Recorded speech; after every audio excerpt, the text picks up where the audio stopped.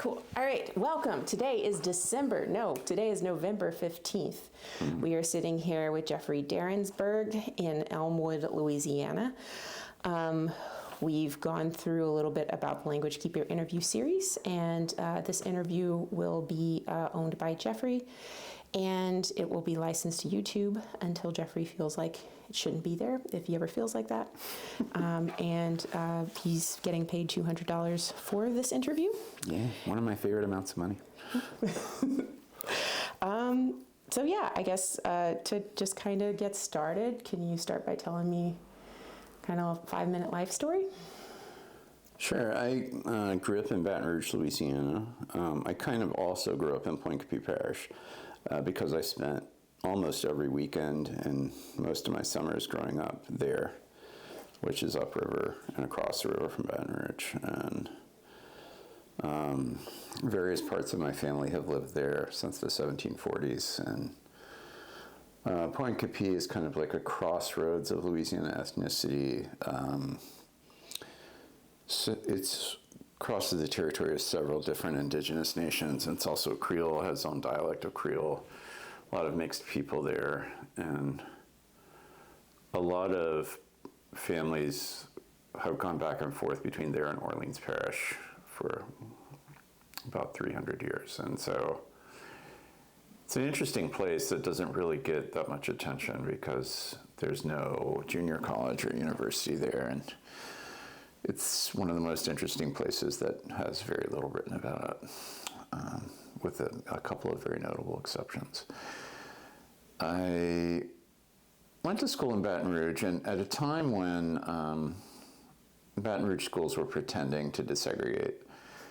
So at least one member of my family was part of the original desegregation lawsuit in Baton Rouge in 1956, Davis v. East Baton Rouge Parish School Board, and that lawsuit was deemed resolved, as in Baton Rouge schools have finally desegregated. The United States government deemed that resolved in 2003. And when I was going to school in the 70s and 80s, it was a battleground, and the only narrative you would hear in the news was the white narrative, like, oh, there's fights at schools and it's the colored kids, and there was never really. They would blame colored kids for everything, but if like a white kid called us nigger or something like that, the school didn't care at all. And that's really the environment I grew up in. And whereas in Baton Rouge does have a population of Creole people, but it is not a prominent population. Unlike Orleans Parish, or or Lafayette Parish, or Calcasieu Parish or Pointe-Coupee Parish, where there are like large populations that people know about. And Baton Rouge, was a hotbed of segregation as a man, but I didn't find there were that many Creole people. We would go visit them, the ones that were in town, largely relatives of ours who'd come from Pointe-Coupee Parish, and like the Darensbourgs went from founding St. Charles Parish in the 1720s to being in St. Charles, Orleans, going to Pointe-Coupee 1745, and then in the 1930s heading out back to Orleans Parish and to East Baton Rouge Parish, and then also going out to California. And during this period, everything we did at school, people would stand up and get counted by race. This was like a very important thing. And my birth certificate lists both parents as Negro. That's kind of a strange thing. It's a legacy of a lot of things in Louisiana. People speak Spanish to my mother, and my father was kind of a light-skinned Creole man with an auburn afro. And I would stand up when they would call for, who are the black kids in class? They only ever like white or black. They didn't acknowledge there were other people. Even though at this time, there was a mass influx of people to Baton Rouge from former Indochina. I just use that term because it wasn't just Vietnam, but also Cambodia, Laos, And so like, it was a time like where I was constantly having to stand up and be counted by ethnicity. And I remember in middle school even, there was this one, they used to have these special assemblies in middle school just for the colored kids, where they would tell us to behave and think about our future. I don't know what the white kids were doing during this, but at McKinley Middle School in Baton Rouge, I remember going to these. And people would laugh at me because they're like, what are you doing here? You're white. And I was like, I'm not white. But it's because I would go to Point Coupee Parish on the weekends, and I had relatives who looked all kinds of ways. Some looked African American, some looked Native, some looked French, some even in the same family. Like even if you look at, my mother is part of a set of double first cousins. We're two brothers married two sisters. And if you look at like the list of like, there's a photo I've seen of all of them together, all of the kids from those two families, and they are really a broad spectrum. There's a guy with blondish hair and blue eyes. There's people who look like they're from any reservation. There's people who look African American, and every mix in between of these like 7 or 9, however many kids it was in this double first cousin set. And in Baton Rouge, that was not so much the case. And so one of the things that I would often wonder about is, why is this the case? Why is it that, and it's also when I got older, like if I go to an Indian reservation, why do they always think I'm a member of their tribe? Like, why is it that the black kids at school make fun of me for going to black people's stuff because I don't look like them? Like, or things like, and I would try to ask my mother's father is a real collector of stories. He is a brick mason. Both of my grandfathers were brick masons, but one of them grew up on a farm, and the other one actually, they both grew up on farms, but one lived on a farm throughout his whole life, my Darensbourg grandfather. But my FOB, F-A-B-R-E, grandfather, Joseph Clifton Fobb, was a man of Eshak and Choctaw ancestry and really looked more native than anything else. And he, I would try to ask him stuff, and I would speak French with him.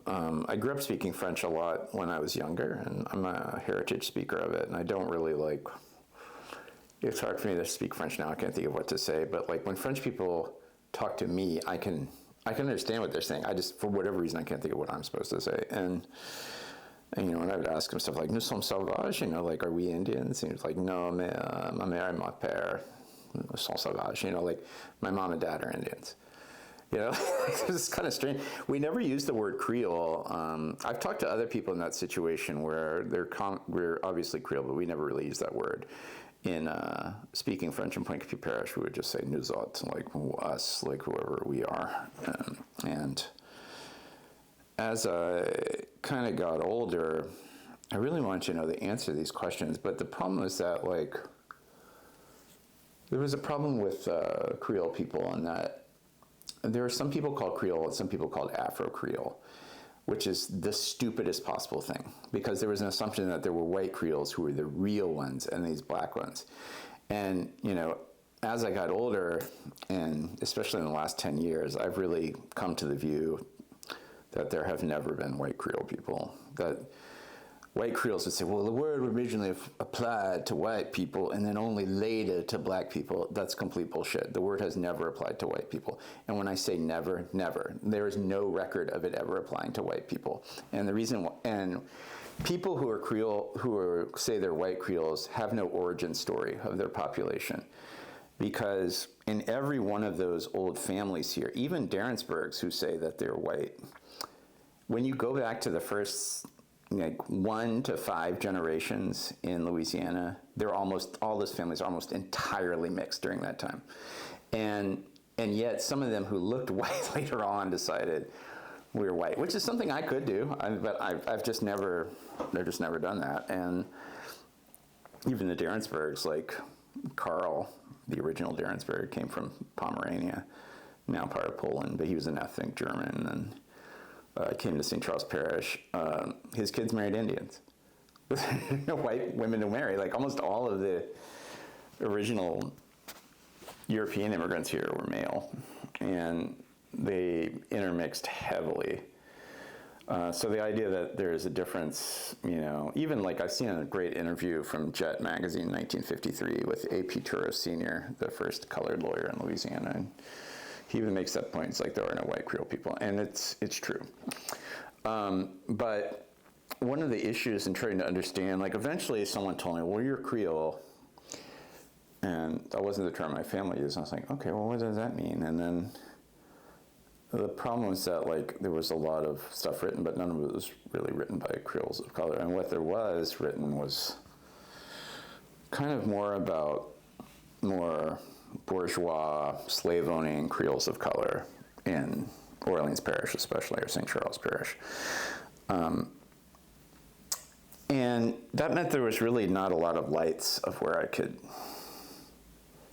find something that seemed to match my particular situation. And I wasn't someone who had the resources or anything like that to really find out for whatever reason. I mean, I guess I could have. Maybe I just didn't fall into the right crew or meet the right people. And so I knew I was a person of color. And certainly in my family, there were people who looked more like people of color than me. But I doubt I would get into the work I do now if I looked more African American, which I easily could have. Like, if I looked much more like my father, and I look a lot like him, but like if I had certain specific phenotypical features, I would have just like, all right, I'm black, I don't have to think about it. But that's not what happened. And so I was kind of born with a problem to solve, like, regarding this. And so then I was going to say something else about. Oh, the other weird thing is, like, I think about people who identify as white Creoles. There are white Creole people who are from this original mixed population in Louisiana, who then just kind of were paler and decided they're white. And then there's, like, people who say, like, well, I'm an Italian Creole. Like, what does that mean? Like, well, I was born here. Like, no, you are not Creole. I'm sorry. There are Italian people who are Creole, but if you're not part of that original group, I'm sorry, I don't care what you think you are, you're not Creole. You might be something else. And that's part of, like, a European thing. Creole really immediately means of the place, and it refers to, like, Spanish and French occupation of the New World, like people who are mixed with the original population, like at least partially indigenous ancestry mixed with African people. And it's a really common thing for white people to want to be from somewhere that they're not from.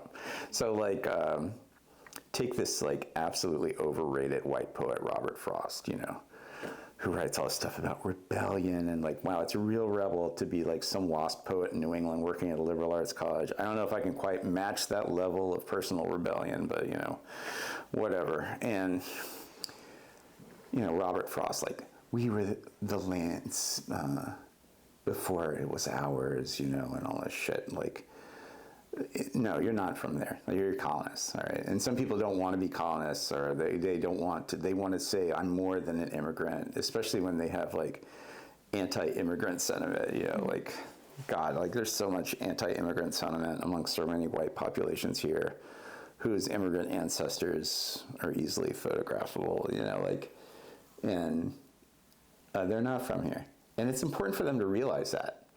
It's okay for people to immigrate, but, like, they're not the indigenous population. And they can want it as much as they want, but they're not the indigenous population.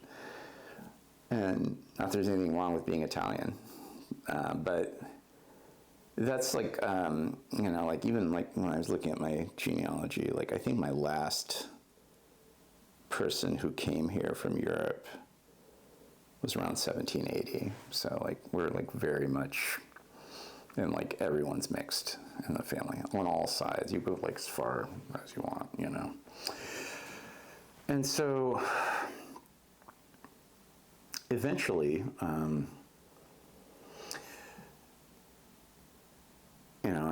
I was dating someone who was native from the Northeast, and, like, really kind of getting into, like, exploring my own indigenous roots. And then I got this book from Andrew Jolivet that was published in 2007. It was kind of a landmark. It's remarkable because sometimes I'll see Creole stuff on a syllabus. Even recently I looked at a syllabus at Tulane that was a course on Creole-Laté and music. It had nothing published after 2007. And I was like, this course is a bunch of bullshit. I don't care who's teaching it. Like, just the amount of laziness with ethnic studies here when it's taught by white people. I mean, I gave a lecture at UL Lafayette last year, and I talked about these three very important books for indigenous studies in the state. They're really the three books. You cannot teach about Indigenous Louisianans unless you have read these books, period. I take no exceptions to it. It'd be like teaching classical lit and you've never read The Iliad and the Odyssey. And those books are Brian Klopotek's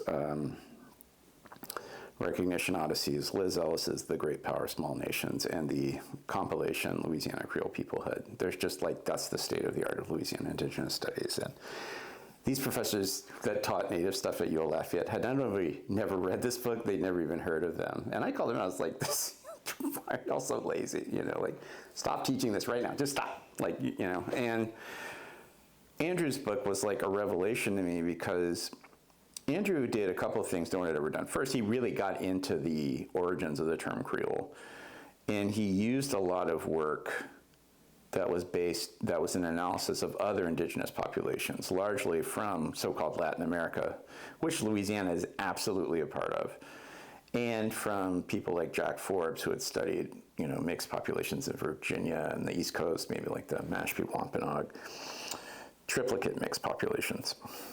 And then he also did something no one had thought to do before, which is just shows how stupid the research on Creole people has been.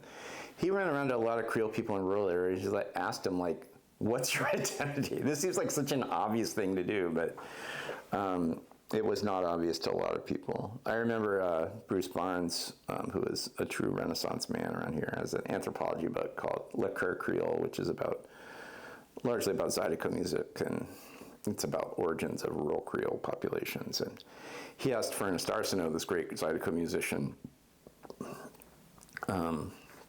I don't know if this is the book or not, but Bruce told me about this conversation. He was like, what's your ethnicity or race? Or he's like, I'm an Takapai Indian. And he asked Ernest Arsenault, why has no one ever written this about you?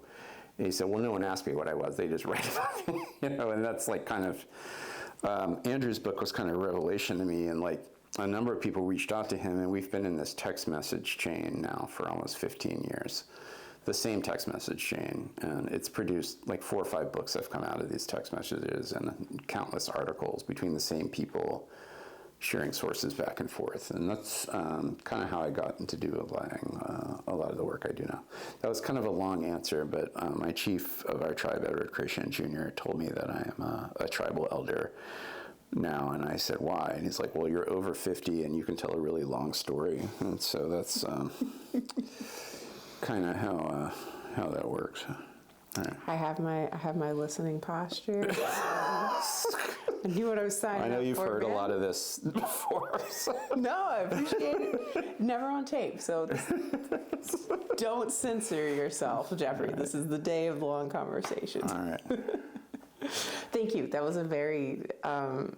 that was not, I think, the origin story I was expecting. So thank you for... I was trying to tailor it to this particular situation. Yeah. So the next question is thinking about when within that timeline did you feel like you got involved with language?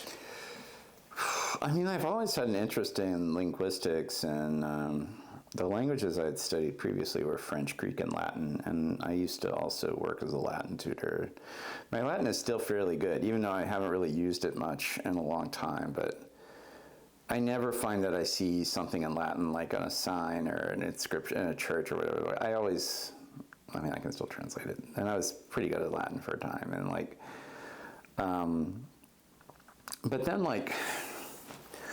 I don't know, I learned some Choctaw and Mobilian maybe 15 years ago. I'm also Choctaw ancestry, and but then when I really got involved with the Ishak, kind of that part of my ancestry, I started really researching things because it's so, unlike Choctaw people, so under-researched. When was that? I'd say around 2011. Okay. Why was that? I think it was because it was a conversation I had with a Creole researcher, and trying to ask them questions about my ancestry, and they're like, you should contact Edward Crescent, the chief, and he lives in Lake Charles. My Ishak ancestry comes from Opelousas, which is another huge center of Ishak ethnicity. There were Ishak mission churches to the Ishak across southwest Louisiana, and those churches tend to be if there's a small town in southwest Louisiana and there's a white church and a black church, which is kind of white and black Catholic churches, I mean. The black Catholic Church invariably was a mission to the Ishak. And, and so, they said, why don't you talk to Edward Christiana? And I went and met Chief, and he was like, well, we have some work we need to do because at that point I already had my PhD in cognitive science, and I'd studied, one of my comps areas was linguistics. So I'd studied like a good bit of linguistics. And, but when I would try, and 2 chiefs ago, there was a chief named Hubert Singleton who made it his mission to try to establish some kind of Ishak studies, basically find anything you could find. And he was not... How long was it, the 90s or 2000s? In the 80s and 90s. Okay. And he was not a very good interpreter of sources. He just did not have that training. And I'm a librarian by training, and also training in intellectual history and... Hold that thought. We're carrying on. All right. So anyway, I had this background in language, and I was doing some historical research, and I had worked on an archival project as a librarian, and I'd also been a genealogy librarian. I was the genealogy librarian of Lafayette Parish, Louisiana, in fact, for a couple of years, and so. I could deal with Louisiana records pretty easily. But one of the things I really wanted to do is look at the language. And Hubert Singleton, our 2 chiefs ago, had tried to compile some notes. He was not very good with language or with historical interpretation. What he was very good at, though, was collecting a lot of stories from different members and collecting correspondence and just finding sources. He had a remarkable ability to just find everything out there. And I have found a lot of sources he did not find, but he definitely started me along the way. So his notes in the language, though, just seemed really difficult for me to deal with.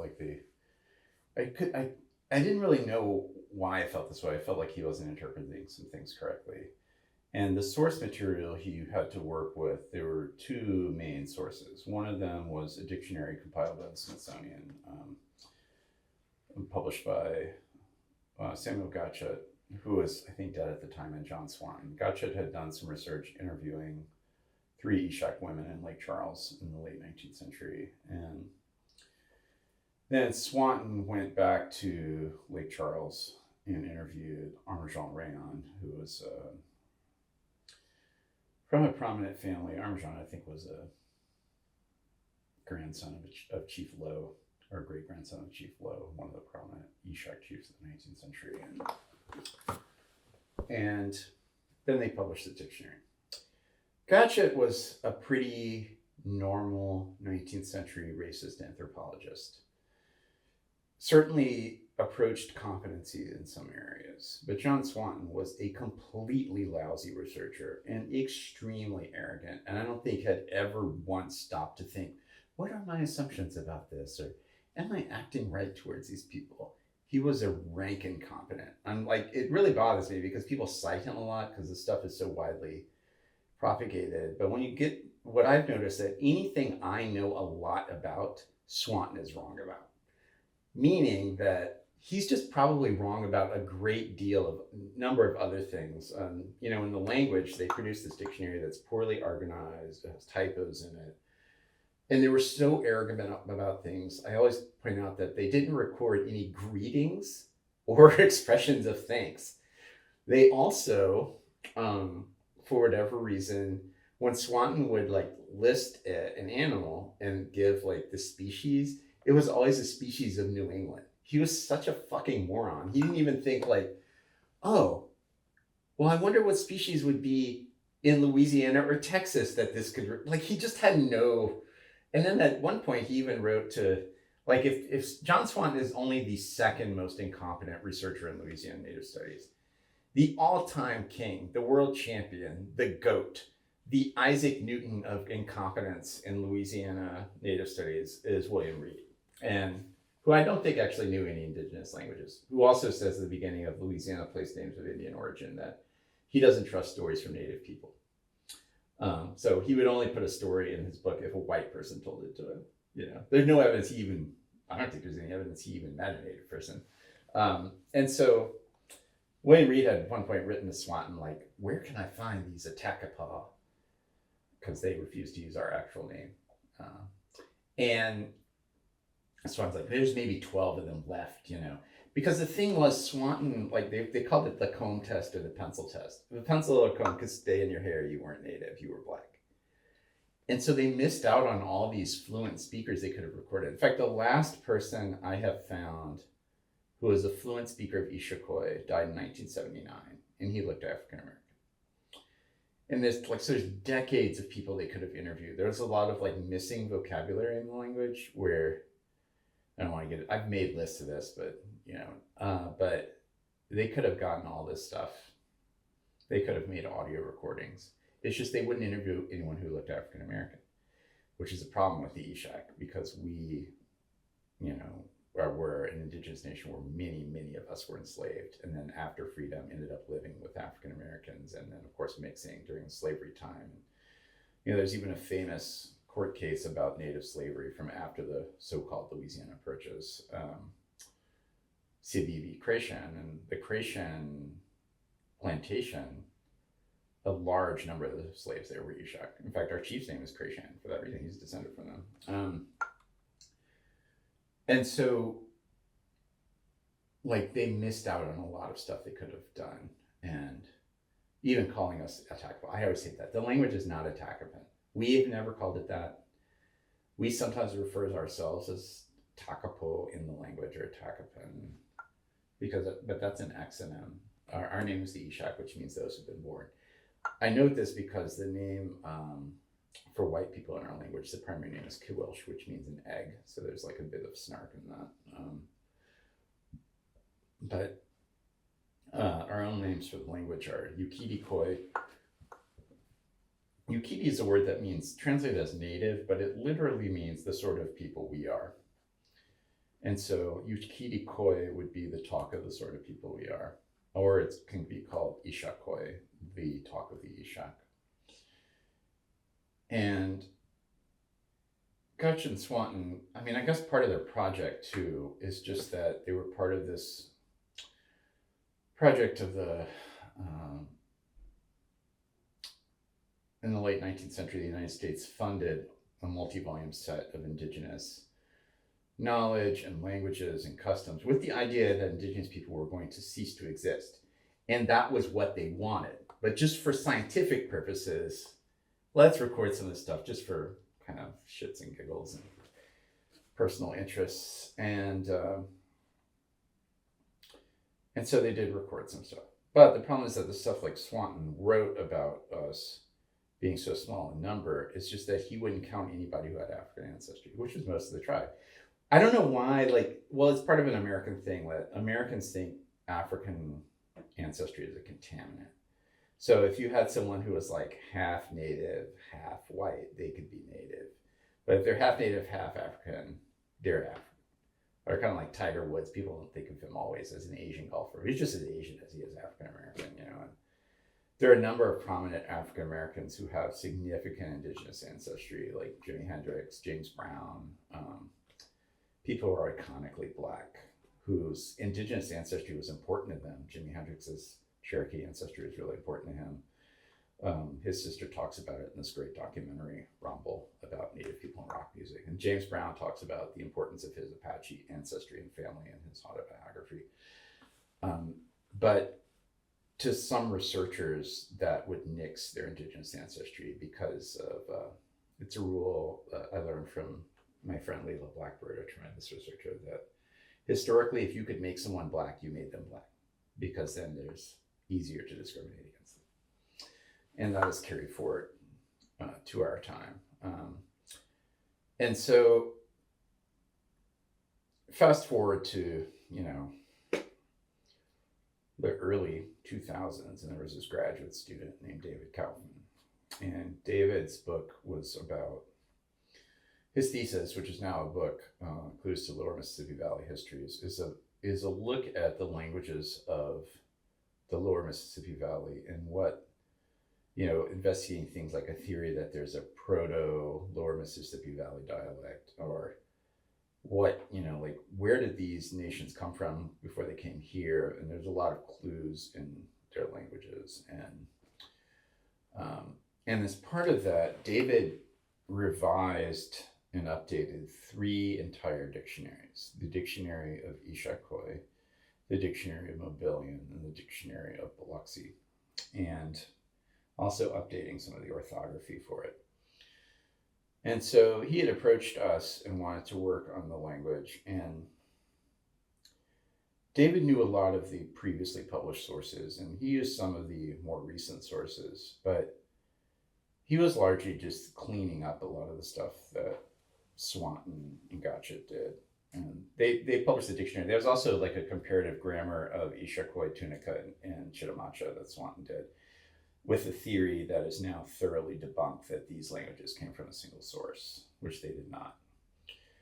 Although the Chitimacha and Ishakoi share that they're from central or southern Mexico originally, but they're still isolates. And so he took a lot of this material and revised it, and he also importantly updated the orthography. Now, the orthography at this point in the first edition of the dictionary that came out in 2019 was not easy for people to read who didn't get any training in it. But it was easy for me to read. I mean, I already read, could read I could already read Greek, because I already know how to read another alphabet. And so that book was a landmark because the material was well organized and well laid out, and he had an excellent introduction to it. That was a good introduction to the grammar. And that caused a number of people in the tribe who were interested in learning the language to kind of have something to refer to. This happened in 2019. Also, the Ishak, we as a tribe, we helped fund this dictionary. It was not it was like a lot of academic publications. The press agreed to publish it, Exploration Press, which publishes a lot of language research out of Chicago. But one thing that led to them wanting to publish it is that we were able to defray some of the costs of publication. So that was right before the pandemic set in, and in 2020, during the pandemic, I had this idea in the fall, winter of 2019. This had never been done before. I'm pretty sure I'm the first person to do this. All right, I've tried to find other people. I could be wrong though, and if I want to be wrong, because it's such a stupidly obvious idea for something to do with an indigenous language. But one thing I noticed is that there are not that many narratives in Ishakoi. And so I noticed that even though there are some sentences in the narratives, there were many more sentences in the dictionary as examples under vocabulary words. And I had this idea of extracting those sentences and writing poetry with it. What year is it? This is 2019. Okay. So the extraction began in November 2019. Eventually I ended up with about 750 note cards. It was a very tedious process. And I would just sit there copying sentences or copying vocabulary words I thought were interesting and making these notes. And then during the pandemic, I shut down. I was a resident at a studio in the woods, which is Tulane's Arts Residency campus. And I ended up being there almost twice as long as my residency was supposed to be, because everyone left and even the staff weren't there. I was the only person there. And I had a lot of time. And so what I would do is I would just, for a couple of hours a day, I would copy out note cards. And then I started rearranging them into I'd clear out the furniture on the floor in one of the buildings there, and then arrange them and try to put them together into narratives, and then try to write some new narratives. And two of the early ones were published. Two of the other ones became a film that was commissioned by the Contemporary Arts Center, and I set them to music, and that was a film called Hoktiwe, 2 Poems in Ishakoi. And I'm not a visual person, so I composed music and then recited the poems over the music, recorded that at the studio, High Tower Studio, which is basically where Thou, the heavy metal band, practices. It's their studio, and then when they're not using it, there other people can record there. And then, because I know a couple of people in Thou, and then I got this indigenous cinematographer and photographer I've worked with on a number of projects. Fernando Lopez came in and did a video of it, and that was the first film in Issaquah. Previously, my tribal cousin Tanner Menard had also composed some songs in Issaquah for use in peyote ceremonies, and I had published about those with Shane Leaf, a linguist here in town. But this was the first film in it, and then I published 3 poems in Issaquah that year or the next, or I don't know, like one in the journal called Transmotion, and 2 in a, I guess, a prominent indigenous literary journal called Yellow Medicine Review. And I have some others too. I haven't tried to publish some of the others yet. I'm not sure what I'm going to do with those. So I did that as a way to try to interact with the language because I couldn't speak it with anyone. The other thing was happening at that time is David and another linguist who was helping him out with this, Justin Southworth, started doing like a weekly Facebook meetup, maybe like 4 to 10 people in it. And we would just go over certain basic things, you know, like how to introduce yourself, you know, which is now the first thing I teach people on Issaquah. So I'll be like, Sla, Antala, Amiga Jeffery Darensbourg, Takapo Isha Kiopitiki, Wishawatyakiti, Ya, Nikoshkinkata, which is just me saying, hey, how you doing? My name is Jeffery Darensbourg, the alligator clan of the Takapo Nation, and I live in Numush, or otherwise known by its proper name, Wabancha. I try to avoid the vulgarity of that stupid name, New Orleans. And so that's kind of where it started. I kind of like during that shutdown though, I had all these ideas for articles I wanted to write. And one of them I wrote was... what made you be interested in picking up language? I think that, you know, from my experience in like Greek and Latin and everything and French, that I've noticed like how languages reflects the way people think. Now there's that Sapir-Whorf hypothesis that you speak different ways in different languages. I have thoughts about this and I know which way to side on it, but I'm gonna avoid that here. That is somewhat controversial. What is not controversial is languages do in fact reflect the way people think. Whether the opposite is the case is another issue. So like in Latin, there's like, one of the things I learned studying Latin at a like kind of more advanced level is that like, take a word in Latin like use, I-U-S. J's don't actually exist in Latin, although they exist now, but they didn't exist in antiquity. So use is a word that refers to the fundamental concept of right in the universe. In German, they call it Recht. But it also is the word for gravy. And it is the origin word of our words juice and of our words justice. And one thing like Latin teachers will tell you is that it's not a homonym. The concepts are intimately related for the Romans because they're very legalistic people, and sort of like that concept of right is the gravy of life, without which life is just dry and meaningless. You know? So it's not really a homonym like it might be in English. That reflects a lot about Roman thinking. Similarly, I started writing this article. I don't remember how I got into this article. I do remember I was writing an indigenous interpretation of Little Richard, which I sometimes have work on. And the last time I worked on it, I started thinking about this other thing entirely, and it became my most cited and taught article, which is called Hunting Memories of the Grass Things, which is about what happens to, like, what does it mean if your tribe is really bison hunting people and then the bison go away? And it was like my look at that.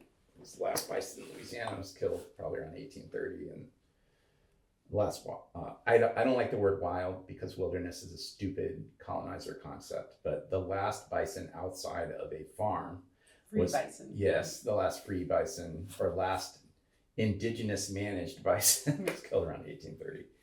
And there is a prominent, the only recorded bison hunt in colonial records in Louisiana is of Eshak people hunting bison in Calcasieu Parish around 1780. And I analyzed that narrative and everything. But one of the things I did for that was start getting into what does the word for bison mean? And it's shokong, which means grass thing. And I started then looking at a lot of words, and any words that were kind of obviously polysyllabic.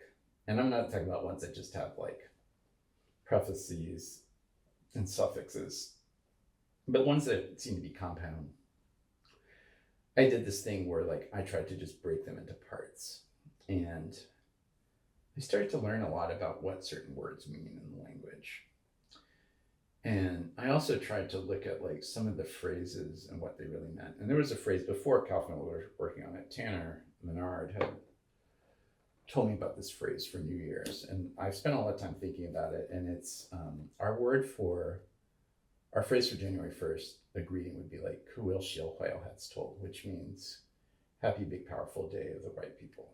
You know, like there's something to learn in there because it's like, you know, we're doing a different concept of time, you know, etc. And I did that a lot, and I don't know, I just liked it. And I tried to like I've interviewed like at least one person who has an Eshak name, Pem Broussard, who grew up in Coteau Holmes, Louisiana. Pem means to shoot something with an arrow. There's still living Eshak who have the name Konash, which means hackberry tree. And there's a few other names that persevere, endure over time. Also, I had a friend, Margaret Wickens Pierce, indigenous cartographer I've done quite a bit of work with, that's been very influential on my own work on indigenous place names. And Margaret was at the American Philosophical Society, which has a bunch of Eshak stuff, including some Eshak notes from Thomas Jefferson. And the first letter involving research in the Eshak, which is from Martin de Rald, a French military officer and plantation owner. And it's there, and I've gotten that letter and translated it. And you know, like one of the things Margaret noticed, she said, like, here's a list of stuff I found. If you want any of it, let me know. And there was a document that had never been published about or mentioned in any publication and had never been digitized. And it just said handwritten notes by Morris Swadesh from the 1930s, who was a Smithsonian researcher. And he was passing through Lake Charles, and he, like, I guess looked and said, like, can I find any? He couldn't find anyone who spoke the language, which I'm certain is because he didn't look for any Black people. Because I know from extensive interviews for people, Ishakoi was spoken around Lake Charles through the like 1960s. Maybe not as often, but you could hear it. And so he said he found some people whose parents had spoken it, which I guess were probably the palest people he could find who speak. And there was and he just wrote some vocabulary words, and there were like some new words. I think 3 new words. There was agua, which is a calque from Spanish for water, which is interesting because it's in Lake Charles. It means it traveled eastward with Eshak people speaking the language. But also he had a greeting, which was Sla. And when we couldn't find greetings in it, I had actually proposed we use Ishla from Mobilian, and Sla is clearly a version of it. I don't know if some genetic heritage, like some previous Eshak had thought about this, because we had started to use Yiltol for greetings during the day, which is like, you know, good day, and then Tectol, like good, you know, evening, like a French bonjour, bonsoir, you know, type of thing. And we, with David Kaufman's help, you could deduce from some adverbs or adjectives what the word for thanks probably was. And that was a word, hoyo, which is a polysemic word that can kind of mean big or strong or powerful, which is also, as I recall, what the word for thanks in Comanche is. Some people live to the north of us. So we had a word for thanks, and these are like the 2 words that are used most often in Ishakoi, hoeo and sla. I also tried to just translate things back into Ishakoi. So someone asked me, how do you translate Black Lives Matter? And that was where I really started to like analyze the vocabulary, and I found that like, so I ended up doing an analysis of all the Ishak words for ethnicity, like, so there's like different words for different tribes, like Choctaw, Daxta. The word for Kushada is Alabama, because that's where they're from. That's where y'all are from. And there was a word for mixed person, Histoksh. I've never figured out what that word means. I've tried to break it down. It doesn't make any sense. I am convinced that is a loan from something. What language it's a loan from, I don't know, because the word just doesn't make any sense. And then there's a word for black person, which means all black, Kushmel. I think it's interesting that the word for an African-American person is all black, because under Louisiana's triplicate segregation, kind of like before and after the Civil War, there would have been people in the middle category, free people of color, who are not all black. But the word for black people was the ones who were all black. In other words, they're not mixed. So there wasn't just like black, it's all black. And then I had to like think of like, what is the word for lives? And then turns out that's a little bit of a complicated concept. And then the extremely complicated concept was matter. And eventually I ended up translating it as like life, all black person, genuine big. Was like the closest. I'm convinced that's the closest thing anyone's going to get. Kushmel, it's Kushmel pistaxush. Ush is another polysemic Issaquah word that means big or powerful, but like it can mean a lot of things, kind of like Hawaiian does. Like, for example, word for rattlesnake, Otse Hawaiian, powerful snake. You know, like there's a lot of different, so it can also has a sense of danger, you know, dangerous. So I got into that, and then, you know, like eventually some other people in the tribe became pretty interested in it, and we're helped out by, we didn't know this at the time, but another researcher, retired professor from Loyola, Jeffery, who was PhD in linguistics, started working on the language, and he eventually found out we were working on it, and he got in contact with us, and he produced this fantastic grammar with a lot of good analysis of the language that was published by University of Nebraska Press. So, and then eventually, and that's this book, Ukitikoi by Jeffrey Kimball, which has a picture of Amr Jean Rayon on the front. And then this is the second edition of the dictionary, which I had a lot to do with.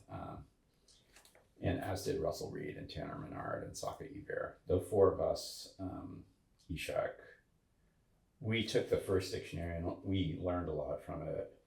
And then we made some suggestions that David really heeded. First, that he update the orthography so that it's still technically accurate, but a little bit easier for the non-specialists to use, which wasn't a problem for us, but we're more thinking about like other people in the tribe. Second, since that dictionary, we had been composing stuff, and so Russell. What year was that dictionary published? This one is 2022. Okay. So 3 years after the first one.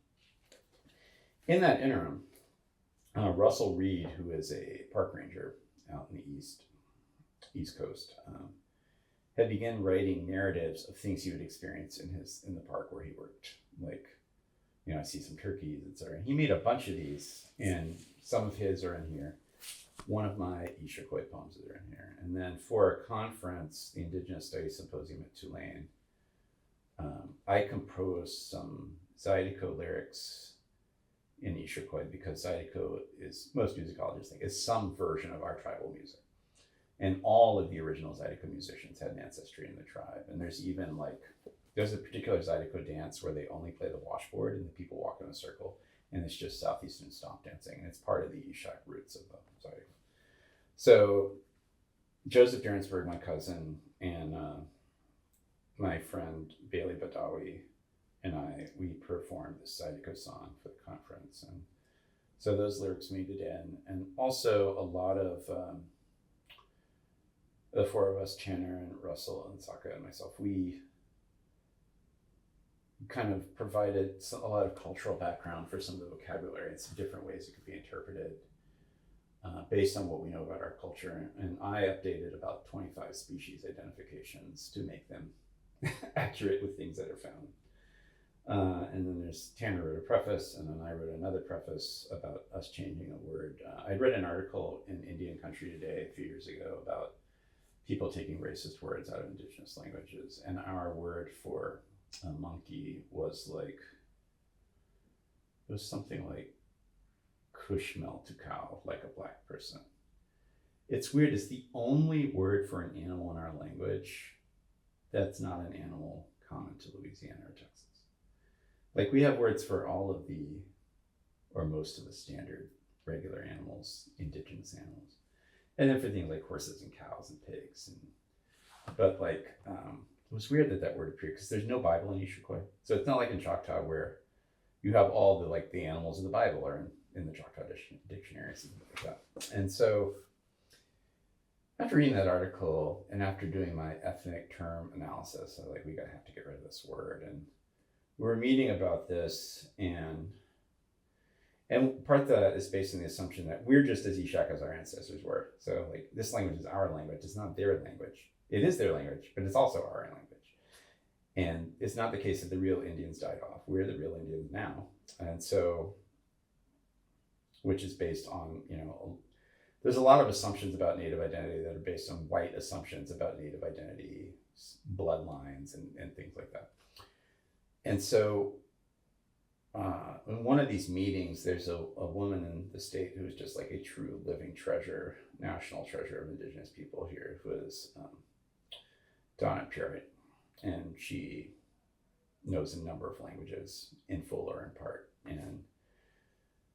And she was in this, she just happened to be on this Zoom, and she said, you could, in Choctaw, we call like a monkey raccoon man. So then our word for monkey became like a raccoon man.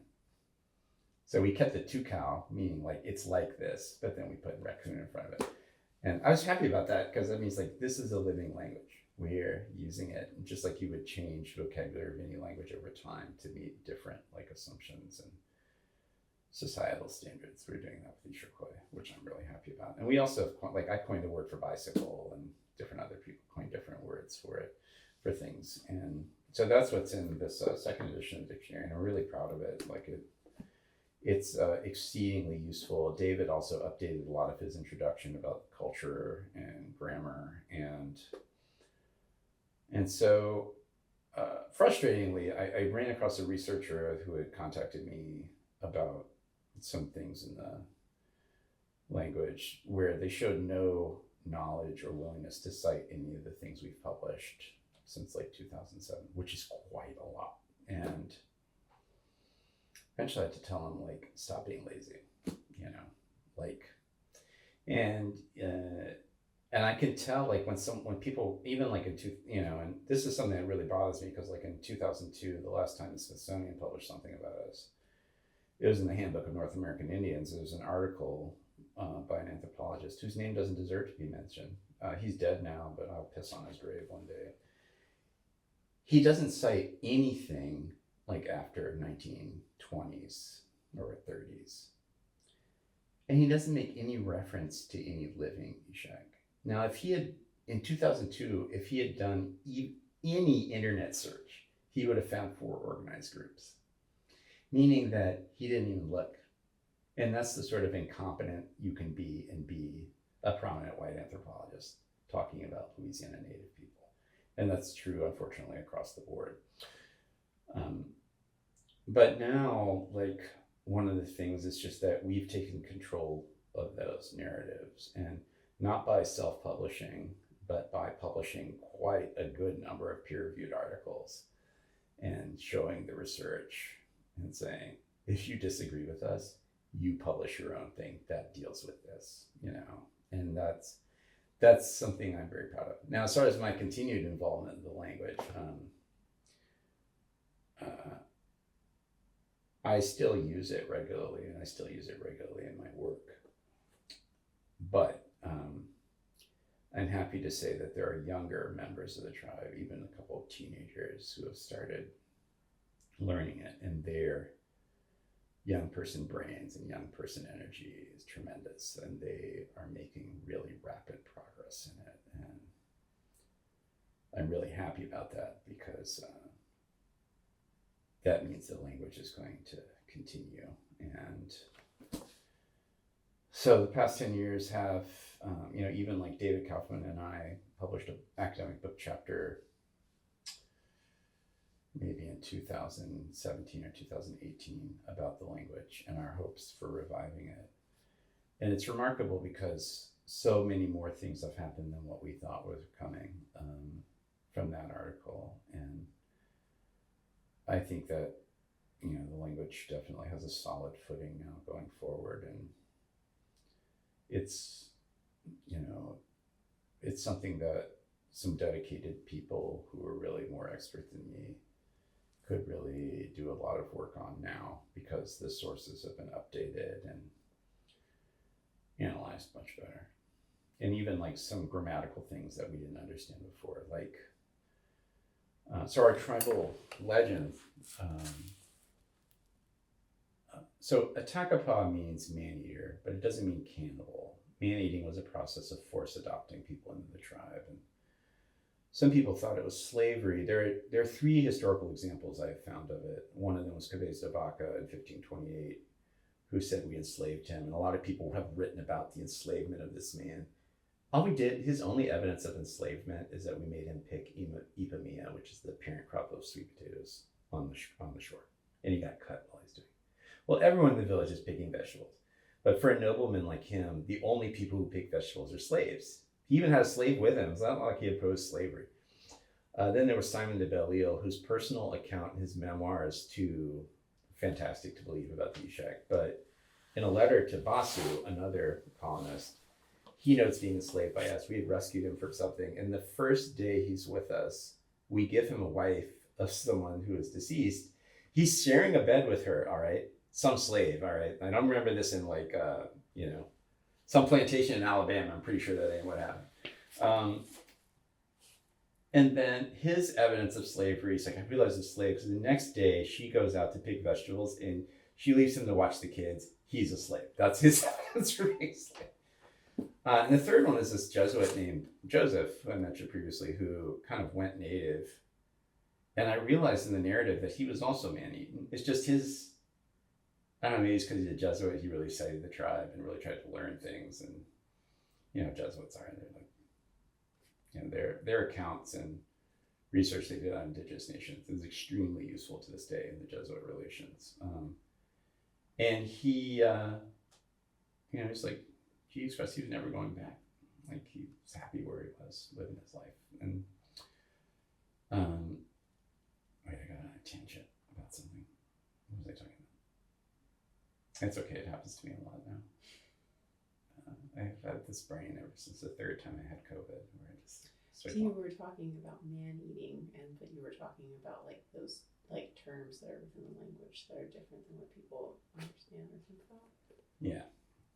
So I'm hoping that as time goes forward, the younger generation now has a firm footing that they can use and can start really the next stage. Now that we have like a good dictionary and a good updated technical grammar, is to produce more user-friendly instructional materials, including video and audio. And, I made that film Nishikoi in 2020, and like, it's cringe for me now because my pronunciation of Nishikoi is so much better than in that film. Like no one else can tell. I can tell though. And when I watch it, it's like, oh, you shouldn't say it that way. You should say this other way, So maybe if I make another film in Ishikoi, it'll be, my pronunciation will not be so cringe, I hope. So tell me a little bit about what's the current situation of your language? The current situation is that we have about 10 people with some facility with it. We had, they always say like the dream. What do you mean by facility? That means that they have studied some of it, they use some of the words, they know how to use the dictionary and the grammar, they understand the base. Oh, that's what I was talking about. So they understand some of the basic concepts of the language that make it different from other languages. Like, you know, in our grammar, like partially the attitude you have towards something is partially in the grammar you use to talk about it, but also like that's a complicated thing. So don't say that. Read the grammar instead. But also, I think like just people who can use the dictionary really well, or might commonly refer to animals by certain terms, you know, like alligator, shiwat, shako, bear, you know, etc. And who could eventually like help steer the production of materials, but also just who understands certain concepts in the language. So one critical piece of evidence about Ishak origins is in our concepts of the future and the past. Now, this man-eaten Jesuit Joseph told Milford, this French diplomat he met, that like we said we came from Mexico. We haven't. Joseph Limouget or? No, I don't know his last name. Okay. And the reason why is, and I tried, I contacted the Jesuit archives, but there was a period after the early colonial period where the Jesuit order was suppressed for 40 years and then arose again. Like it kind of existed secretly. But so records before that time in the Americas can often be spotty. And they looked for me and they're like, we don't, like somewhere there is a record of this guy. He's a Catholic priest in a specific location, but I could not find it, and the Jesuit archives of the United States could not find it. Is it out there somewhere? Somebody will maybe find it. I hope, you know. So I just call him Joseph. No. He said we came from Mexico. And anthropologists have sometimes said that they thought we came from like Kansas or something, because we had bison hunting. We even lived in squat teepees on the prairies when we were bison hunting. You know, teepees, if you have bison hides, you're traveling. That's what you're going to live in, you know. But David approached me once. It's like, you ever notice that your tribe's kind of like from Mexico or something? And I was like, oh, you know. And we have some loan word, like our word for corn, which is like from central Mexico or whatever. But there's also this feature we have that's rare in world languages, but not entirely unique, in that in Iroquois, the past is in front of you and the future is behind you, which is the opposite of English. And opposite of most languages. Most things like, oh yeah, the past, that's all behind, you know. Like, and that's where most languages have it. Iroquois is the opposite. And so there's a phrase, let's say I can use this phrase. If I say Shukong Hall, means the bison are behind us. But it also means the bison are in the future. It means literally behind us, figuratively in the future. And that's like pins us in a geographical region. The Chitimacha are also from like central Mexico, their language, as far as I recall. And it's weird that we've lived next to each other for a long time and traditionally have very good relations with them in the Atchafalaya. And our languages are both isolates. And this is the kind of thing I like to say, it was in the Mayan library. And the Mayan library is the world's largest library at the time of its destruction by the Spanish, who destroyed it because the Spanish are intellectually superior. So like, something happened down there, some bad event, pandemic, warfare, whatever it is, alien invasion, and we're the last two groups that are alive from that cataclysm. What it was, and whether we traveled up to Louisiana together, who knows? But there's a story there. We've also been contacted by, there's a Honduran group that's currently in the US, but whose language some people think is similar to ours. I can't remember the name. I just emailed about that the other day. They might be partially related to us. You know. The problem is that like everyone who's analyzed, they say that it's similar, but all of the like scholars who've analyzed it before David Kaufman and Jeff Kimball published their stuff on our language. And I consider anything published about the language before that time as highly suspect, because like, it's like research, well, let's look up this Atacapin stuff in this Gatchet and Swanton dictionary. And it's like, hold on a second. You're going to do research on the language. I need you to show me that you can use a library and go get like the modern, very updated, grammar and stuff. And so I don't know. We'll see, maybe. But as far as we know now, the language is an isolate. It's like the last one standing of whatever its parent language was. And the language is, we get a couple more people, it seems, every year who are interested in it. And that's how a language grows. But just to be, there's no speakers. I mean, there's no first language speakers? Not yet. No. The last one of those, as far as I know, died in 1979. Which means there was a huge wasted opportunity of language researchers, because that's one mistake they did not make with Tunica, because they were Tunica, there are people who were fluent in Tunica who looked African American, and who were African American, but were also Native. And unfortunately, the ranking competents who did research on Ishikoi missed those opportunities, because they just refused to interview a good number of people who spoke the language that they could have recorded. And because one person, John Swanton, said they were all dead. And people just trusted him, because, it's like, I would say, like, I published peer-reviewed stuff. John Swanton had no peer review. He would just publish stuff, and like, people just assume he's an expert because he's the white man assigned by the US government to do it. And that was a problem. But that's okay. So it sounds like you've been doing language work for a while now. What are some highlights, do you think, of your work over the past years? The publishing the poems and the film, getting a couple of other people interested in it, and my contribution to the dictionary. If I don't do anything else with the language, at least I've done those things. I also try to use it, like I use even though I said Lake Charles to you, I usually call it Teotl, Tail of the Lake, which is our word for it. I've identified some place names that were previously unidentified. I also put the stuff from that single sheet of paper from Morris Swash into the current dictionary. So I've done those things, and I've taught some basic phrases and vocabulary to maybe 5 or 6 people. And that's what I've done. If I don't do anything else with it, I'm happy with that. It's not really the thing I am best at. In spite of, now that I think about it, that's kind of a lot of stuff to have done, but it's definitely not my best thing. Mm-hmm.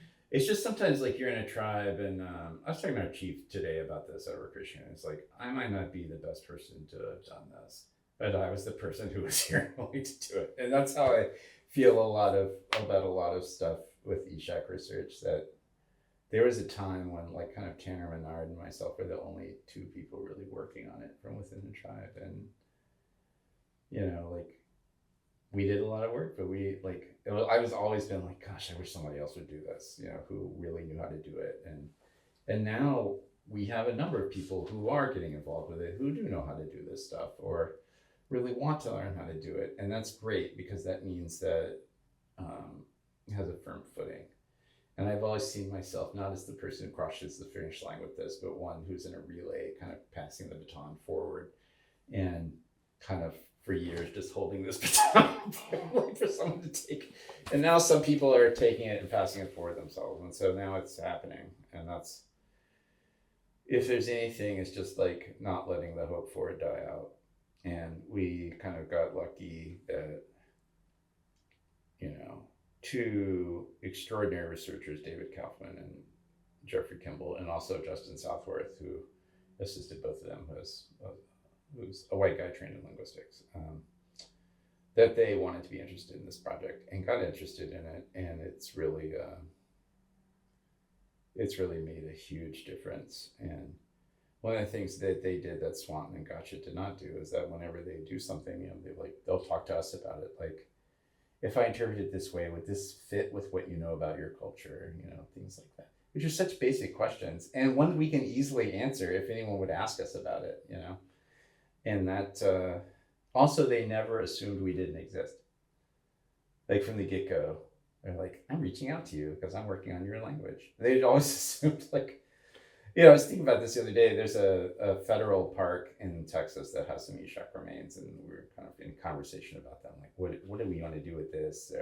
We want to put let's cordon off these. It was like some graves, and we're not a federal tribe, so they're like, in theory, the United States Department of Interior should not, like, we're told we can't like consult you, and they're like, the nearest tribe of the reservation was the Alabama Coushatta, who are from Alabama and not from Texas, all right? But like, so the federal government would tell them, go to the Alabama Coushatta, that's the nearest federal tribe. But then they told us, this park ranger said, like, well, if it were a group of Jewish people or Italians and we found their graves here, we could contact that local community. So there's no reason why we shouldn't contact you because we know it's your people. Like we don't even have to treat you like a tribe. We can just treat you as any other group of people who are related to a great group of people with graves. And it was really funny. It's like, wow, that is true. Because nobody else ever even thinks about that. Like, we don't have to contact you as a tribe. We can just contact you as the relatives of these people. I wish more people would figure that out. It's kind of obvious. Yeah. But it's apparently not obvious to a lot of people. What do you think would make language work easier with an Eshak? A lot more materials, like something like, because certain indigenous languages, especially federal tribes, have funding for this. So like something like, the equivalent of like Duolingo and other like commercial corporate language learning projects where you can partner with them and get funding to produce materials in your language to make it easier to use, and like funding for classes and the like. That sort of thing would make it much easier to learn. Like, so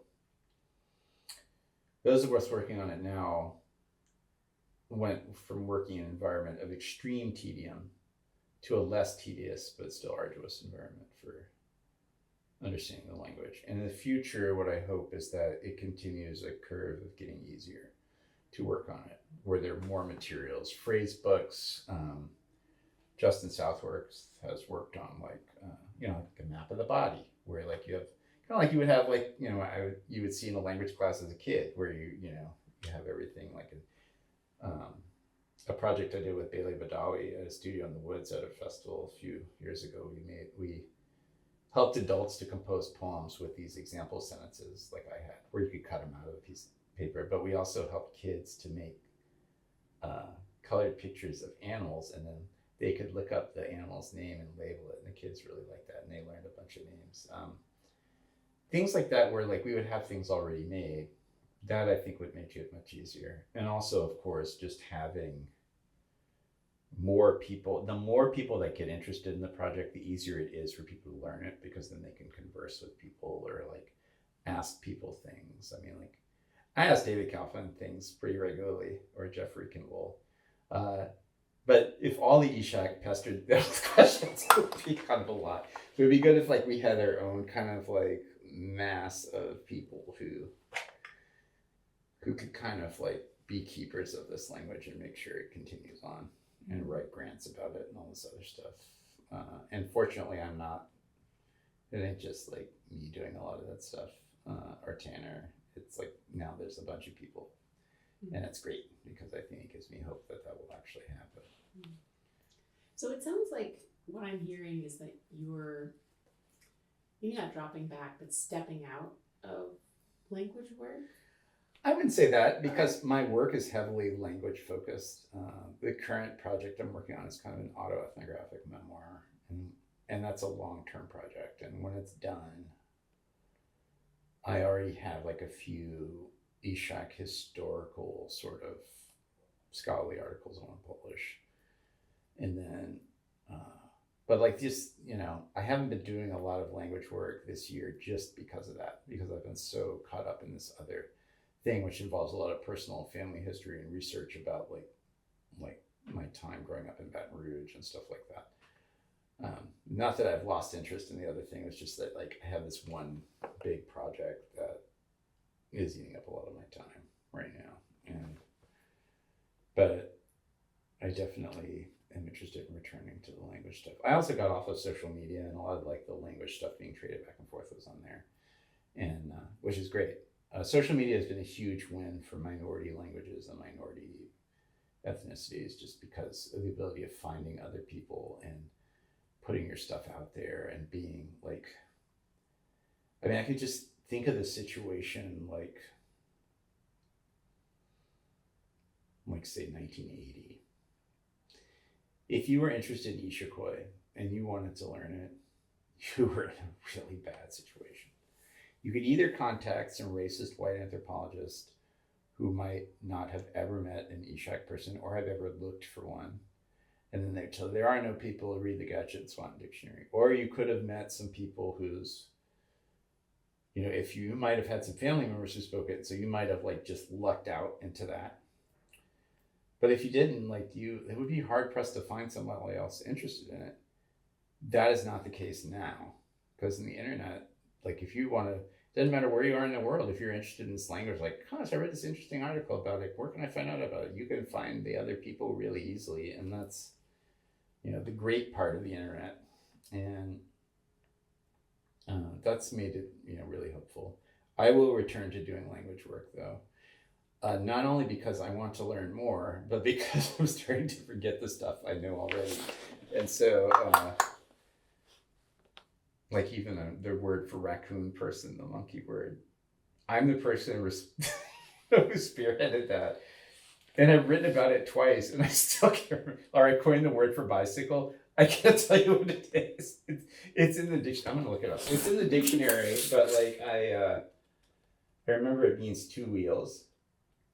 And we had a few of us put different words in there. As you may know, I'm a frequent bicycle commuter. So oh, there it is. Neshpaltzik, bicycle. It just means two wheel. Neshpaltzik. I just kind of want to keep it up more than anything else. Why? What's your inspiration to keep it up? Because I find it interesting and I enjoy it. There's the grander thing, moving the culture. You're supposed to say, I wish to move the culture forward. Beyond that, I've done a lot of research on language in my life, and I find it interesting. I can just do it for that reason too. And I think it's easier to get interested in a language if you have some heritage connection to it, I think. I'm not the only person who says this, but even Latin, I grew up Catholic. I have a lot of clergy in my family. So languages you have some reason to be attached to are a little bit easier to work with, I think. Because language, unless you're a super savant, language work is kind of tedious. It can be harder than it is fun at the beginning, especially. And with a language that no one else speaks, and that it's not like Latin. If you want to learn Latin, you can read, gosh, so many hundreds of thousands of things in Latin.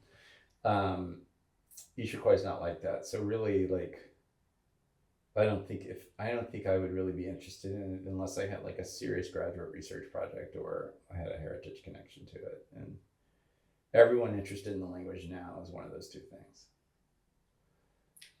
You mentioned that, you're working on this other project, thinking of a world where there's 3 Jeffery Darensbourgs. Yeah. You guys share brain. That would be one lazy group of people. Well, what do you think those 3 people would be up to? Well, I had this idea for this Ishak book that will probably be my next book. And Liz Ellis told me I'm a historian. She is a historian. I am not, but I see what she means because I do sometimes publish historical things. And one idea I've had was a book on the Ishak that was not a standard narrative history book, but more arranged topically. There'd be there would be 1 or 2 page biographies of significant white people in the life of the Ishak, or reasons why I hate John Swanton, or there's a number of interesting Ishak people I've known or historically, and trying to write little mini bios of them as kind of I think of it more as an Ishak source book that would have stuff about the language, the culture, anthropological analysis, publication history of Ishak people, notes on the notes other people have taken on us, starting with Cabeza de Vaca and then Martin Durald. And they're about before the Gotcha Swanton dictionary, there were about 12 sources before them, like lists of vocabulary. And even Thomas Jefferson did a comparative vocabulary of like some concepts in indigenous languages. And when he did the comparative analysis of words for different numbers, Ishikoi is in there. Like I've seen his notes, and just all things like that as sort of a source book rather than a standard narrative, but it would have a lot of the history in it. And then if someone wanted to write that kind of long historical narrative that tends to put me to sleep, then they could do that using my book as a starting point. That's probably my next real book. That wouldn't be a blog? So one of the weird things about me, I don't know it's because I'm a librarian, I don't trust the internet. Not that I don't trust it. I use the internet relentlessly, all right, all day, every day. But there's a way in which, like, I don't know if it will endure, but books will endure. And history has shown this to be the case, that books will endure in spite of any kind of historical calamity. Books will endure. And so that's, plus I use the internet too much already. So for me personally, someone else would probably do this as a blog, but I would just rather do it in the book because I just don't trust, I don't trust it. I don't know how long the internet will exist. I can think of, maybe it's part of I have no hope for humanity. We'll eventually destroy ourselves in a nuclear holocaust or something. I think it's unavoidable. Humans are unbelievably stupid. We should not be called Homo sapiens. Like, we are not the wise version of this species. Yeah, Homo erectus lived much longer period of time than we will have lived. In fact, there's like when the pyramids were built, there was probably still members of Homo erectus living on Java. Believe it or not, like it's kind of weird. But books on archival paper will endure forever. I've seen the Dead Sea Scrolls. I've seen ancient Egyptian papyri, like with my own eyes, like they will endure. And so maybe that's it. Maybe it's like a skepticism about the permanence of the internet. And it's not that I want to live forever, because I will not. But if I make something like Knowledge Wise as a reference book, I kind of want it to last. And if someone wants a PDF of it, I guess they'll get a PDF of it from LibGen. Don't get it from LibGen. Buy it from the publisher. Don't get it from LibGen. But like something, it'll happen. They can get it that way, but I also want it to be in print. And there's a value for things in print, especially for like a lot of people don't like to read on the internet. I don't know. That's just me. That's the way I feel.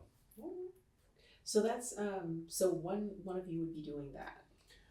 One would just be studying chess, which is what I'd always rather be working on. And then the other one would probably be doing,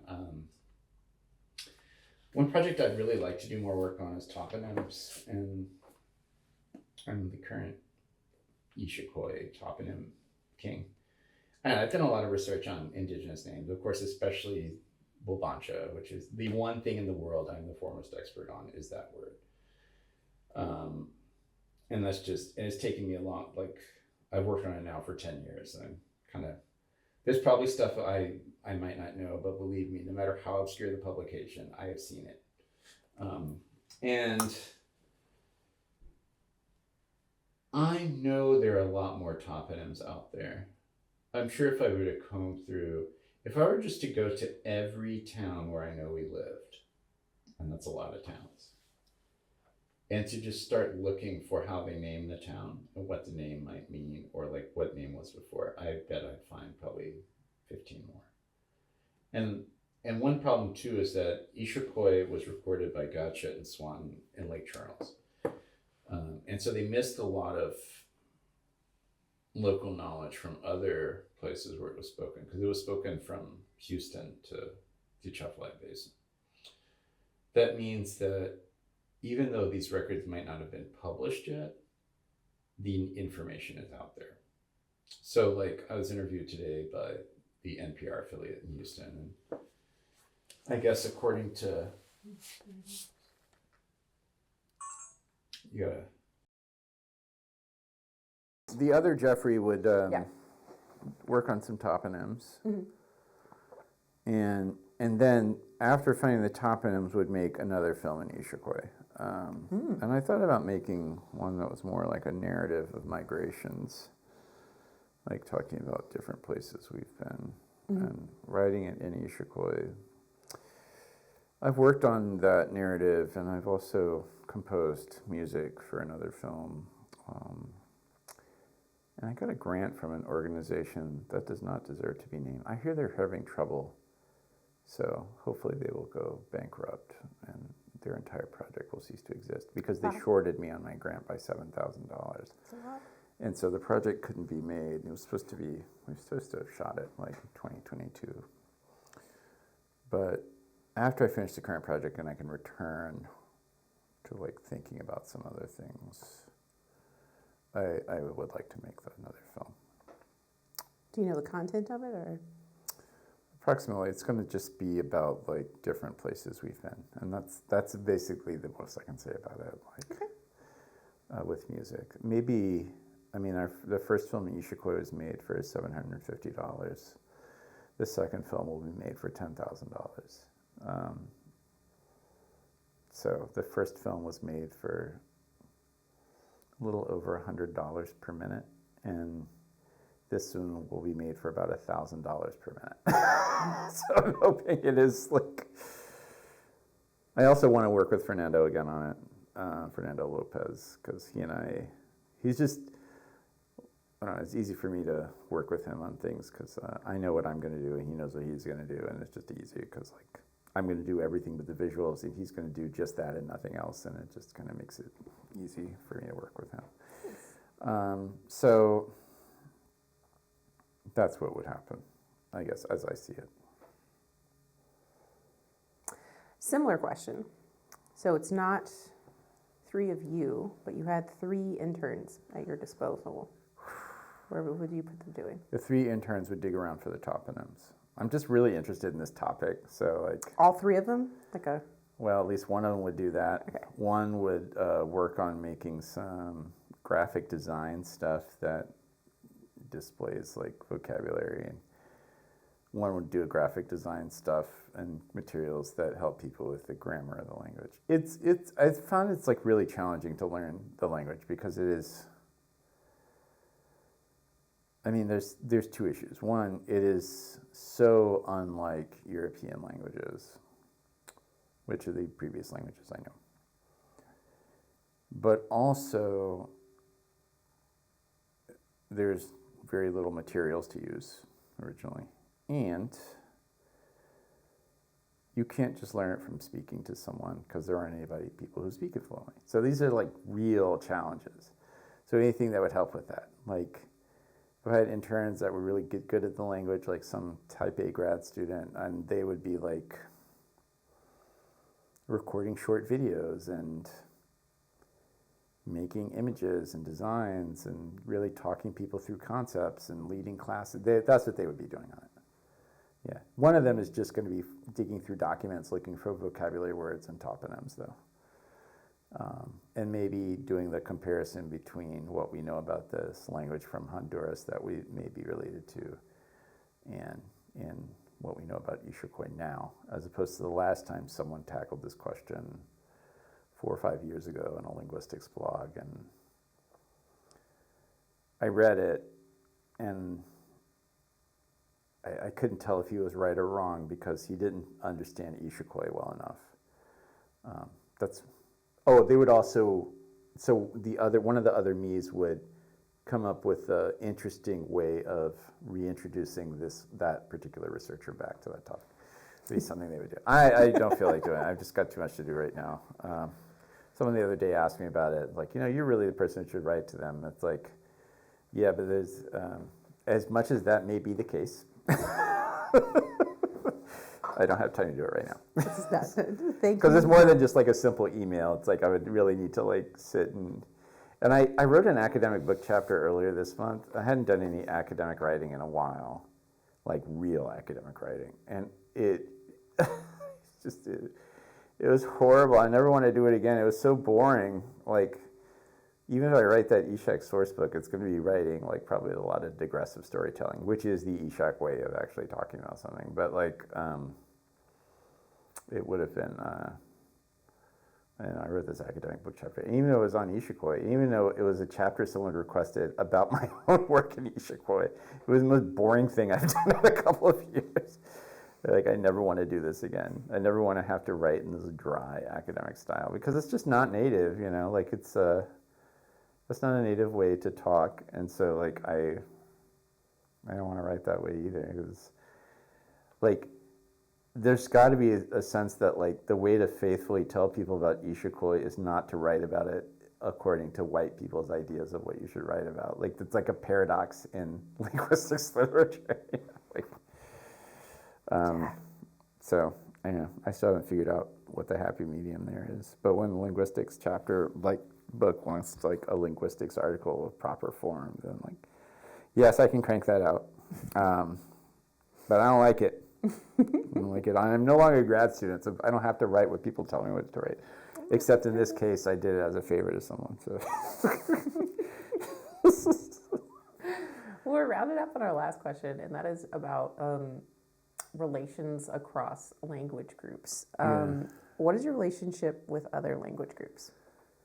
Well, I certainly know a few people who work in other languages and in Louisiana, and listen to them about some of the challenges they have.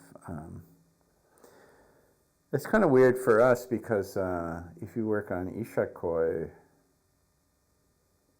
you know, there aren't any related languages, so you can't like borrow things from other people or borrow vocabulary words either. Like, so like if you work on Muskogee or Uma or Chickasaw or Choctaw or, you know, some of those languages, you're part of a language family where you can share resources and understandings, and we don't really have that. But I do enjoy talking to people involved in language revitalization of obscure languages, because, you know, they share certain things in common. One of them being like the desire to have a small group of really committed people.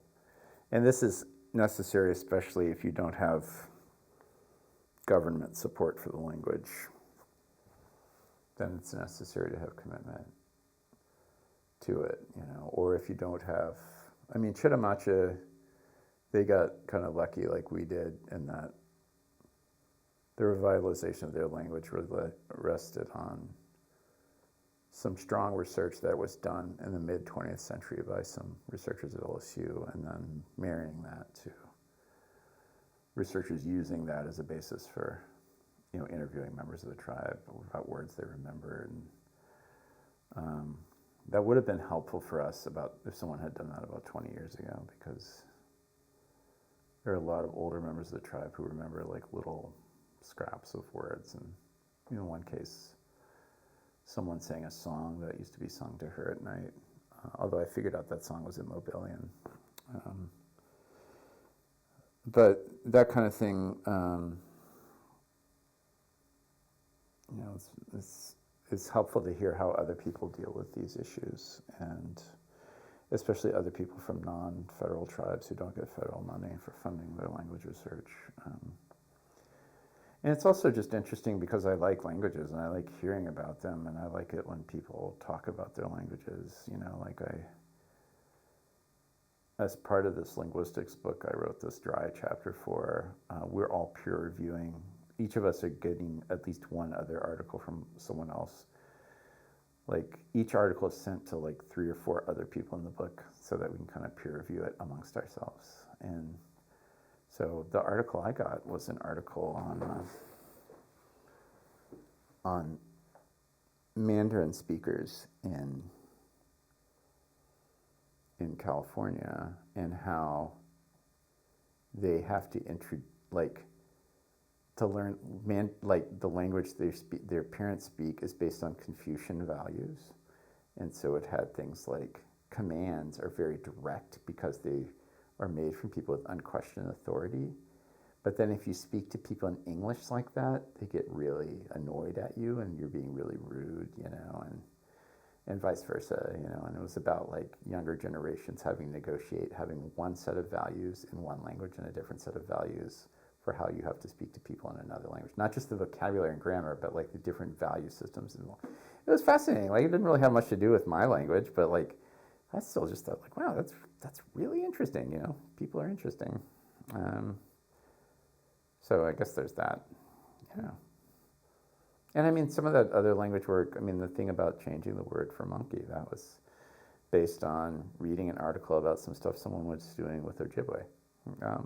So completely unrelated language, but it still had some similar things in common. I mean, if there's another indigenous language I would work on, would be Mobilian, because we know members of our tribe spoke Mobilian, and so that's. What kind of is there any kind of support that you would like from other language groups? I guess, since we're trying to produce things that are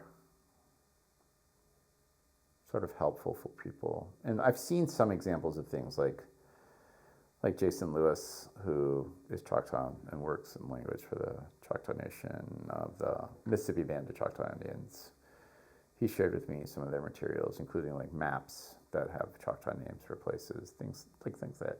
So like kind of support from other language people would be to say like, are you creating materials of some sort? What sort of materials are you creating? And like, what sort of materials have you created already? And so like John Barbary from the Tunica-Biloxi Nation gave me a book of there's a couple of children's stories and illustrated and in the language that you can use for teaching, and that kind of thing. Like, just if, to get an idea of what other people are doing that might work, not only in terms of printed materials and posters, but like, what are you doing with your online presence with this language, and how has that helped, or which things have been, you think have been successful, and which things have been less successful.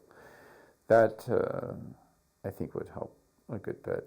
And one of the things about Louisiana Native Studies is so small that a lot of the people have really great personal relationships, even if they're not from that community. So I knew that Gotcha and Swanton record a place name south of Lake Charles called, and it was like, it referred to like kui, cactus pear. It would have been kuite, which was like cactus pear bayou, which is something that used to be more common in Louisiana before some blight and some different diseases and climate change and whatnot. And I couldn't find the place though. And they said it was a place called Bayou des Gays, Gayes. And so let's just say if you Google Bayou des Gays, you get a lot of fabulous party pictures of different bars around Louisiana. Sounds like a great Airbnb. Yeah. And so I didn't know what to do, but I did know like Robert Caldwell, who's a member of the Choctaw Apache tribe of Ebar, that he spent a lot of time around Lake Charles. And I also knew that Robert likes to go out on boats. And I asked him, he's like, oh, that's Bayou Guy, G-U-Y, south of Clear Lake. I think it's down in Cameron Parish. And I was like, he was very helpful to me. And there's things like that, like where people are happy to, it's such a small group of people that, with one exception, because I'm not going to mention who they are, but there is one federal tribe in Louisiana where I have reached out to them multiple times for specific bits of information, things that I think are like maybe loan words, and they've been ridiculously unhelpful because like we're not real native people. And it's like, yeah, we're just a bunch of people whose ancestors speak these indigenous languages for no apparent reason. Apparently that was a big trend at one point. The funnest thing for people to do is to speak these obscure languages, who have no education, who have like 6th grade educations, and they're speaking this. Somehow they've learned it magically because they're really into digging into archives for language work. Think about a lot of that stuff. But for the most part, people are very helpful. And are happy to trade information if they have anything that might be useful to us. Well, that was all of my questions. Did we not cover something that you want to talk about? No, I think that's probably it with language stuff. Okay. Well, the only thing I would probably state is that one weird, more obscure project is that one of my heritage languages is Louisiana Creole, and I did not grow up speaking it. My parents' generation, sometimes their parents would speak English to them and French amongst themselves. Mm-hmm. And people say that's so they couldn't understand what they were saying. Like, bullshit. That is not the reason anyone does that.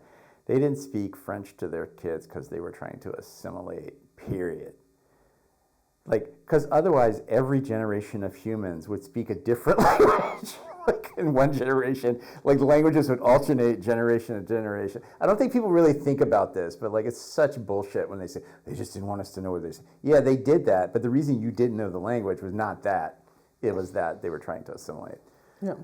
Well, my generation, Generation X, like we kind of speak French more than our parents did, which is weird, you know, like in a lot of situations. And so my grandparents would speak French to me, but they would not speak Creole to me, so I wouldn't know what they were saying. And so I know from reading about Louisiana Creole that there are some words of unexplained origin in the language. I mean, there are words that are French, there are words that are Spanish, there are words from various African languages, there are words from indigenous languages, you know. But I'm kind of wondering if some of these unexplained words are words from lesser known indigenous languages like Iroquois or Tunica or Biloxi. Because Choctaw far and away outpaces everything else in terms of number of speakers as far as Louisiana indigenous languages go. And so it's just easier for a researcher to find. Also Choctaw, I think in terms of pronunciation and ease of like understanding the vocabulary, to me, is easier than Iroquois. Like when I approach it, I just find it's easier to use those materials, maybe because of the sound of the language or just how well honed those materials are at this point. I wouldn't be surprised if a couple of those Creole words are Iroquois. So that's maybe far. Okay, so that's another thing the toponym me will research far in the future. Library you, yeah. Yeah. It's rad. That's rad. All right, that's it. That's all I have to talk about. Anything else? Great.